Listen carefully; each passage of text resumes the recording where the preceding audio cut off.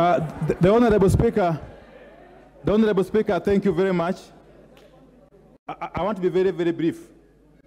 That under the Standing Order 20A5, immediately I did write to you communicating our decision to remove the Honorable Sabina Chege as the Deputy Minority Whip.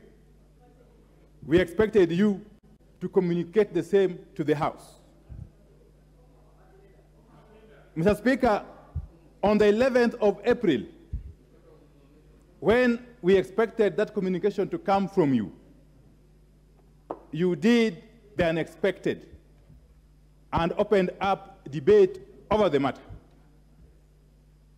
Mr. Speaker, I protested against that decision, but of course, as the Speaker, I had to go by what you decided. After the debate, which in our view was totally uncalled for, I rose to ask you to give us a firm undertaking as to when you will make the communication.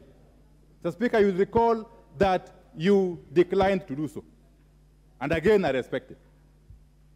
Mr. Speaker, I want to bring to the attention of this House, and indeed the whole country, that under Article 4, Sub-Article 2 of the Constitution of Kenya 2010, that Kenyans fought for and some died for, Kenya is a democratic multi-party state